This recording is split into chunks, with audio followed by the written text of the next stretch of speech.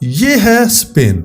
1.4 trillion US dollar के साथ Spain दुनिया की 15th लार्जेस्ट इकोनॉमी है, जिसे दुनिया के अमीर तरीन कंट्रीज में काउंट किया जाता है। चाइना के बाद स्पेन दुनिया का सबसे तेज तरीन ट्रेन नेटवर्क रखने वाला कंट्री भी है। 5,05,935 स्क्वायर किलोमीटर पर फैला स्पेन एरिया के लिहाज से दुनिया का 52nd लार्जेस्ट कंट्री है, जो पूरी दुनिया की लैंड का 0.3% बनता है। 47 मिलियन की आबादी के साथ स्पेन दुनिया का 32nd सबसे ज्यादा पॉपुलेशन रखने वाला कंट्री भी है। इसके बावजूद स्पेन 70% खाली क्यों है? स्पेन में 50 लाख लोग किसने कत्ल करवाए और वो कौन सा जजीरा है जो सिर्फ 6 माह स्पेन का होता है? हिस्ट्री क्या है, आइए जानते हैं इस वीडियो में। तलाश कदीम की वीडियोस में खुशामदीद। वीडियो अच्छी लगे तो लाइक कीजिएगा, चैनल को सब्सक्राइब कीजिएगा ताकि नई वीडियोस आप तक पहुंच सके। दोस्तों, स्पेन एक बड़ा मुल्क है जिसका साइज इंग्लैंड से 4 गुना ज्यादा है। इसके बावजूद जहां स्पेन में 47 मिलियन लोग रहते हैं, तो वहीं इंग्लैंड 4 गुना छोटा होने के बावजूद 56 मिलियन आबादी वाला बड़ा कंट्री है।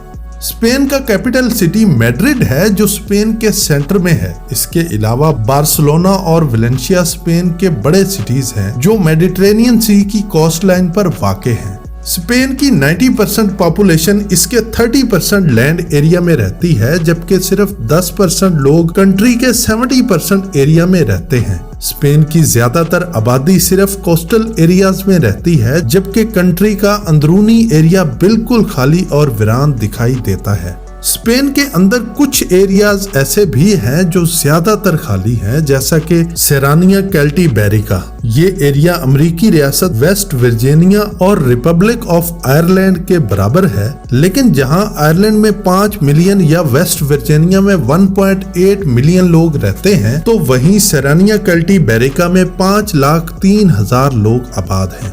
सेरानिया कैल्टीबेरिका यूरोप का कम तरीन आबादी वाला एरिया है, जबकि लैपलैंड पहला, स्कॉटिश हाईलैंड तीसरा और यूरोपियन रशिया चौथा कम तरीन आबादी वाला एरिया है। स्पेन यूरोप में पहाड़ी इलाकों के हवाले से दूसरे नंबर पर है, जबकि पहले नंबर पर ऑस्ट्रिया और स्विट्जरलैंड है। दोस्तों, अब जानते हैं कि स्पेन की आबादी इतनी कम क्यों है और स्पेन 20वीं सदी में कैसे लहूलुहान हुआ। क्या वजह बनी कि लोग देहात छोड़कर शहरों में रहने पर मजबूर हो गए और 28% पॉपुलेशन खत्म हो गई।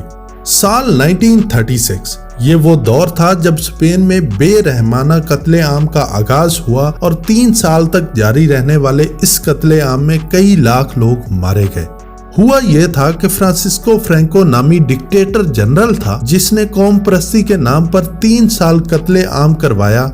साल 1936 से 1939 तक कौम परस्ती पर लोगों को उकसाया गया और कई लाख लोग मरवा दिए गए और एक जमहूरी हुकूमत का तख्ता उल्टाकर मौसूफ खुद तख्त नशीन बन बैठे और साल 1975 अपनी मौत तक इक़्तिदार से चिमटे रहे।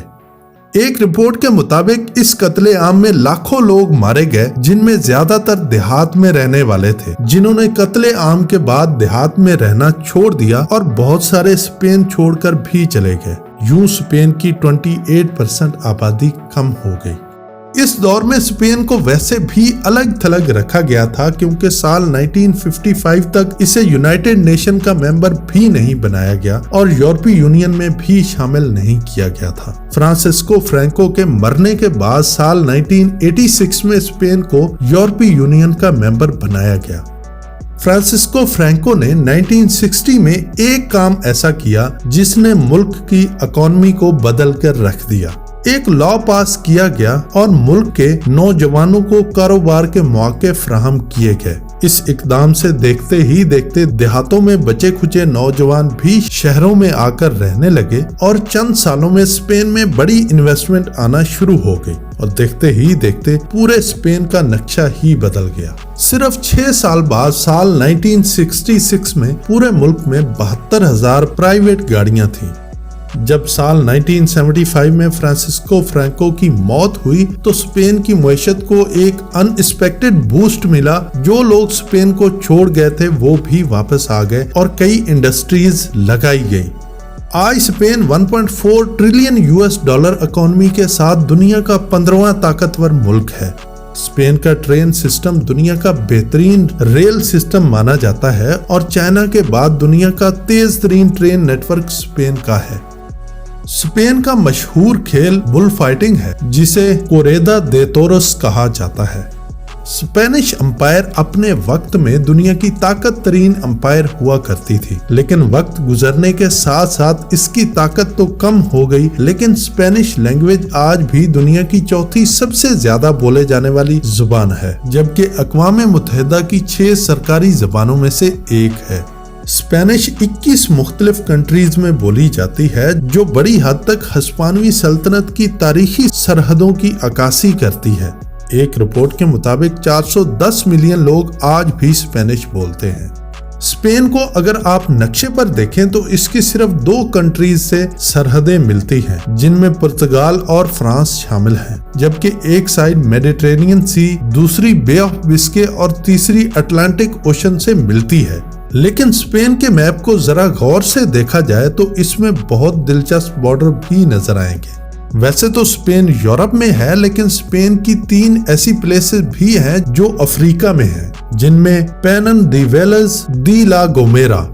ये समंदर में नजर आने वाली 2 चट्टानें स्पेन का हिस्सा हैं, जबकि इसे यूरोप से कोई जमीनी रास्ता नहीं है। ये मोरक्को की लैंड से कनेक्टेड है, जो कि बरे-आज़म अफ्रीका का हिस्सा है। नंबर 2, मेलीला।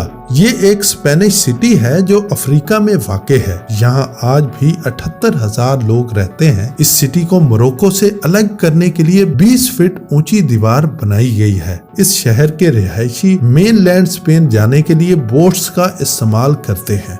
इन सबसे ज्यादा जो दिलचस्प है वो है फिजेंट आइलैंड, जो हर 6 महीने बाद बगैर किसी लड़ाई के, बगैर किसी जंग के अपनी कंट्री चेंज करता है।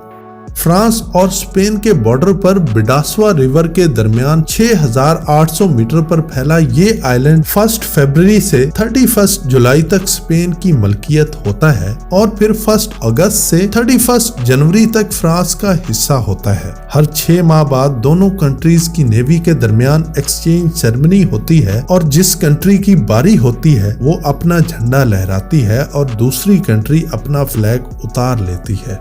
दोस्तों, उम्मीद है आपको ये वीडियो पसंद आई होगी। दोस्तों के साथ शेयर कीजिएगा, कमेंट बॉक्स में अपनी राय का इजहार जरूर कीजिएगा। मिलते हैं अगली शानदार वीडियो में, तब तक के लिए अपना और गिरदोनवा के लोगों का ख्याल रखिएगा। अल्लाह हाफिज।